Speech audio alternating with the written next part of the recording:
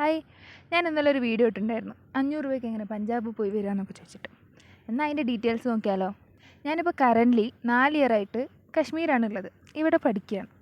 അന്നപ്പോൾ എൻ്റെ എല്ലാ ട്രിപ്പും സ്റ്റാർട്ട് ചെയ്യുന്നതും കശ്മീർ വെച്ചിട്ടാണ്. ഞാൻ കുറേ കേട്ടിട്ടുണ്ട് പ്ലാനിങ് ഒന്നും ഇല്ലാണ്ട് പോകുന്ന ട്രിപ്പുകളെ പറ്റിയിട്ട്.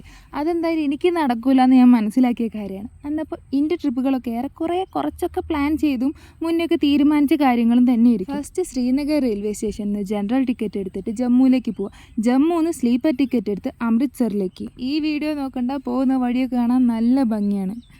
അമൃത്സറിന് നേരെ ഓട്ടോ എടുത്തിട്ട് ഗുരുദ്വാരയിലേക്ക്. അവിടെ ഫ്രീ സ്റ്റേ ഒക്കെ ഉണ്ട്. സ്റ്റേനെ പറ്റി ആർക്കെങ്കിലും എന്തെങ്കിലും അറിയണമെന്നുണ്ടെങ്കിൽ ചോദിച്ചാൽ മതി.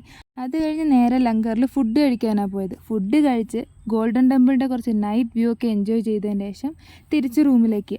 ഞാൻ പോയടെ നൈറ്റ് ഭയങ്കര കാറ്റും മഴയൊക്കെ ആയിരുന്നു. പക്ഷെ പിറ്റേന്ന് രാവിലെ നല്ല ചൂടായിരുന്നു അവിടെ. പിന്നെ രാവിലെ എണീച്ച് ലങ്കറിൽ പോയി ഫുഡ് കഴിച്ച് നേരെ ഗോൾഡൻ ടെമ്പിളിൽ വിട്ട് ഒരു മോർണിംഗ് വ്യൂ ഒക്കെ കണ്ടതിന് ശേഷം പുറത്ത് മെയിൻ മാർക്കറ്റൊക്കെ ഒന്ന് കറങ്ങി ജാലിയൻ വാലാബാഗ് പോയി. അത് കഴിഞ്ഞ് ദുർഗിയാന ടെമ്പിൾ, അവിടെ ഒരു ടെമ്പിൾ. പോകുന്ന വഴിക്ക് പഞ്ചാബിൽ തന്നെ ഏറ്റവും ഫേമസ് ആയ ലസ്സി കിട്ടുന്ന ഷോപ്പ് ഉണ്ടാവും. എന്തായാലും നിങ്ങളത് ട്രൈ ചെയ്യണം. അത്ര അടിപൊളി ലസ്സിയാണ് അവിടുത്തത്. അവിടെ നിന്ന് പാർട്ടീഷൻ മ്യൂസിയത്തിലേക്ക്, എന്നിട്ട് ആ ഭാഗമൊക്കെ ഒന്ന് കറങ്ങി മെയിൻ മാർക്കറ്റിലേക്ക് തിരിച്ചു പോകുമ്പോഴേക്ക് തന്നെ ഉച്ചയായിട്ടുണ്ടായിരുന്നു. അവിടെ നമുക്ക് വാഗാ ബോർഡറിലേക്കുള്ള ബുക്കിംഗ് ഒക്കെ കാണാൻ പറ്റും.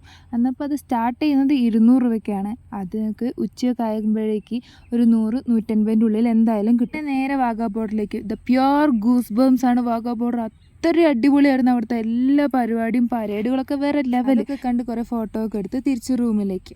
പിന്നെ പിറ്റേന്ന് രാവിലെ ഞങ്ങൾക്ക് ട്രെയിൻ ഉണ്ടായിരുന്നു. അത് നേരെ പോകുന്നത് ഹിമാചലോടുകൂടി എൻ്റെ പഞ്ചാബ് സീരീസ് അവസാനിച്ചതായിട്ട് ഞാൻ അറിയിക്കുന്നു. അപ്പോൾ എങ്ങനെയാണ്, പഞ്ചാബിക്ക് വിടുവല്ലേ? കൂടുതൽ എന്താ അറിയണമെന്നുള്ളവർ ചോദിച്ചോളി.